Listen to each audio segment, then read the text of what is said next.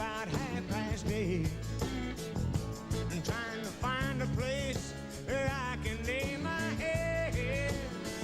Now, mister, can you tell me where a man might find a bed? You know he grinned, he shook my hand, and no was all that he said. Take a load off Fanny, take a load for free. Take a load off Fanny.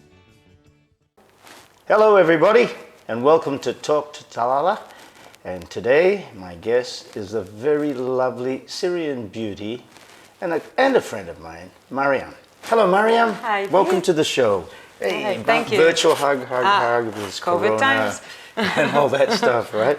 And so, you know, we're here to listen to people's stories and to tell stories.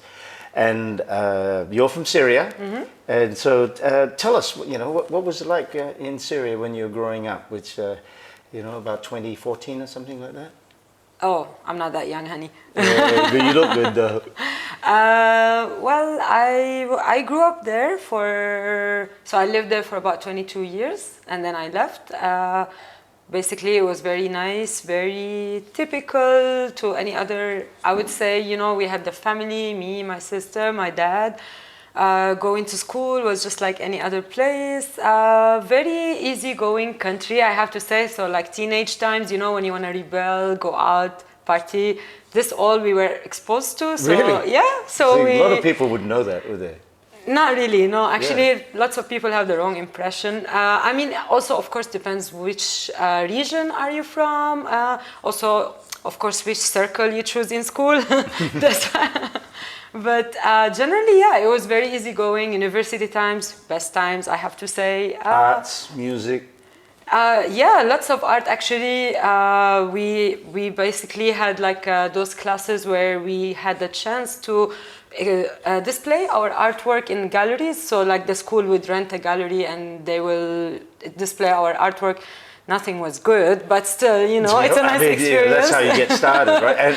And a very, very ancient civilization, right? With a lot of history. Yeah, so much history. Actually, Ugarit, that's a city, ancient city, and that's about an hour away from where I was born, and that's where the first alphabetic was invented. It was cuneiform, wasn't it? Writing. I would lie if I said I know. Me too, I'm guessing. But yeah, that's one of the things that I know about the ancient history back in Syria. And of course, food. Oh God, don't get me started. Do you miss it? I am very lucky actually because my parents are here, so my mom always cooks lots of food and keeps it frozen for me anytime. And actually, I use Mr. Speedy to get the food. Sometimes I'm, you know, having lunch. I feel like mom's food. Okay, Mr. Speedy, pick up some frozen food. Yeah, I'm lucky like that because my mom is here. And then, you know, you ended up in Malaysia, Yeah. where you now live, right? I am, yeah, pretty much settled down here. So it's your home now, right? I would consider myself half Malaysian, no? Yeah, I consider you fully Malaysian. By right, I say. Bahasa Melayu pun you boleh faham sikit-sikit kan? Boleh, little bit. Yeah, but never mind, you know, that stuff will come. So tell me, how did you end up in Malaysia? You know? It's basically my journey started. I traveled to a few other places where I lived and worked. Then I wanted to experience Southeast Asia, and that was like I wanted to be a backpacker in my head. So my first stop was Malaysia. I had a great time. I actually got this amazing part-time job on one of the islands on the East Coast. And diving and stuff, right? Yes, exactly. Because I came to Malaysia as a dive master already, but I've never worked as a dive master. Didn't even know you can. Dive master, guys. Yeah. Yeah. Tough girl, you know. You like the outdoors, swimming, diving. I do. It's a different world. I'm a little bit afraid of heights, actually. Not that tough. I have the best master to teach you. Okay, yeah, I would love to try. I wanted to try for a long time, but like I said, you know, if I stand on a ladder, I'm like, oh my God. So I can imagine if I'm jumping off an airplane, but we can try. But, you know, like you probably have to push me though. Getting back to Malaysia though, you know, I've spoken to you a few times, and you love it here. You know, you love our food. You know, because we have the best food in the world. You know, There's no doubt. I mean, I always say whenever someone asks me, because I have lots of friends from around the world, and they start talking about the food in Malaysia, and I say, okay, lots of places, because some people visited, let's say Kuala Lumpur, Malacca, and then other people visited Penang, Perhentian, whatever. Then they go back to their home country, so nobody ever tried all the different places. But I had the pleasure to try all the cities in around Malaysia, being here for a long time. And I have to say, oh my God, I've gained since I came to Kuala Lumpur, that's 1 year ago, I've gained about 10 kilograms. Uh-oh. I'm not proud, but yeah, yeah, food. but COVID doesn't help, right? Well, I mean, we are sitting at home with nothing to do but Food Panda, you know. So Food Panda makes it. And it does. My daughter orders Food Panda. Not so many options. Grab food, Oh, I was so excited when they started delivering alcohol, I have to say. Really? That was a big step for Food Panda. My wife gets little beers and all that stuff. Everything's gone online now. Yeah. And that's, I think COVID-19 has really had that impact where so many things are being sold online. Mm-hmm. And I think there's got to be a lot of entrepreneurs, that are coming up. That probably wouldn't have had an opportunity if it wasn't for COVID-19, right? And you're also, trying to get something going. And so, Mariam, what are you doing now? Right, so I am very busy these days because so many exciting things happening. So I have been working since basically the MCO started.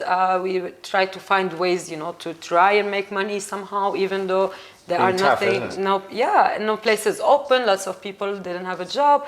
So we came up with the idea of making homebrew beers, and basically it's been very, very successful. People love it. They try and they get very drunk out of it, and they love it. I must admit, I've tried it. Mangosteen is my favorite. Yeah, it always exactly. runs out first. Yeah. And I'm a diabetic, so I didn't know that. Yeah. Okay, I need to come up with a new diabetic one. Actually, I did come up with new ones with herbs and flowers. So this must be more healthy for you. Yeah. So next time you order those ones. I must try that. Yeah, those are exciting stuff that are coming soon. Probably by next month. Awesome. I'd love to try it. Which recently I've been trying to follow the system. Well, it's not really a system. It's just a lifestyle of zero waste and moving towards, probiotic, maybe lacto-fermented stuff that helps your body. I mean, you can still get drunk, but let's say in a less damageful way for your kidney or for your liver. I don't think even the big breweries have ever thought of that. I haven't heard of really healthy beer. Yeah, exactly. I tried to look up this kind of stuff, and you can always find very healthy probiotic drinks, but none of it is alcoholic, or you can find amazing alcohol, but it's very damaging. So mixing the two together. We have our own here in Malaysia, We have tuak, we got langkau. Yes, exactly. Actually, this is where I got the idea in the first place. Yeah, the tuak. Okay, actually, tuak can be very interesting to make. However, I don't think I've had it with peaches. Oh, really? Yeah. Okay, but they use the same way of doing it with the yeast and the sugar. It's just flavoring. Basically, you add the fruit or the spice or the herb. But that's what inspired me. Basically, the Sarawak rice wine. I think that's awesome. You think you might ever have it delivered? Yes, hopefully. We are already delivering now. The bar that sources those beers is doing an online delivery, so people can go on the other kitchen and look up the deceased bar, and then they will be able to order the beers online. Hopefully, we will expand to other websites, other platforms. Grow, reach out more. If something's good, it's going to grow, right? So, and I always said for this show, and the reason we started it was to help people tell their stories and their struggles, and with you, right? I think you've had, a tough life.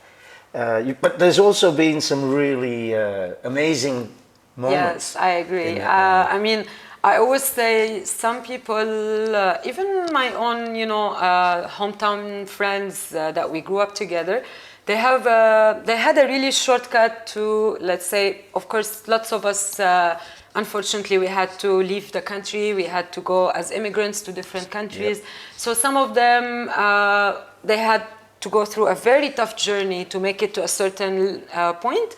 Some of them were lucky enough to get married somehow to a foreigner and maybe make it there so easily. But I always say our experience, us who had to go through the tough journey, is much more rich in, knowledge. Gave you fiber, right? Definitely. You, I am what I am right now because of what I've been through, basically. However, they have a completely different personality because their journey was much easier, much shorter, so they're more weak towards changes, if you know what I mean. I feel that, yeah, because I actually used to fly into Syria. Wow. With Air Atlanta Icelandic. Back in the old days, the good Yeah, days. I'm an old fella, you know. No, back in the good days, I have to say. In the good days, you know. In fact, I was diverted around Syria once because that's when all that stuff happened, which really hurts me, because the souks and even though I never got to go to Aleppo, I heard that it was a very ancient with an amazing souk and stuff. We used to go on trips from my hometown, which is Latakia, which is on the west side, on the coast. So we have to take the train, and it was a beautiful journey, taking the train to Aleppo, we were teenagers exploring. So none of us could fly outside, but we were like, what the hell, we'll go around, why not? But that was surprising. It was amazing. This is what I mean when I say it was a good life growing up, And I want people to understand that, don't think of Syria as some bombed out place. It was. And it will be again, I'm sure. Hopefully. A very vibrant, cosmopolitan society. Right? We have hope. Yeah. We all have hope. Let's see. Anyway, on a positive note, I mean, you're a hot chick, right? Oh, thanks. Stop great looks, right? How come you never married? You're single. Don't even have a boyfriend. I think... Don't tell me you're married to your job or your career. No, not really, no. I mean, I love my job, but I just feel... I am a very independent person. I like my freedom a lot. I just cannot be really... At the moment, I'm not looking to commit in a long-term relationship, let alone marriage. I think once I'm more established in life, once I have nothing else going on... Achieved your goals. Yeah, exactly. Then I can think about the next step. I think that's awesome. And being a woman, and being a Syrian woman, an Arabic woman, have you found that you're discriminated against in any way? It's tough out there. I think it's tough for women both, right? generally, Right? For women, it doesn't matter what ethnicity I have a daughter. I or. only have girls, so they ask me, and I tell them a girl can do anything a guy can do. Yeah. They might not have the muscles, right? We have the muscles. and maybe something else too, but anyway. I mean, women can go in, different ways. Eventually, they all reach the goal. We'll get the censorship board on. Okay, I'll tell you what, it's a pleasure to have you on the show. Thank you very much. Thank you for having me. Thank you. And as you progress, can we follow up on your story? Of course. I will be hoping to show up here again, and we can talk more about the project and where it reached at the point. Awesome. Thank and you. Guys at home, it's fantastic talking to Mariam, but do look at our guys at Digi and Kinslager. They gave us these beautiful t-shirts. They help us out, Nobody funds us, so we're not asking for anything yet, but please subscribe. Bye for now. Let's go.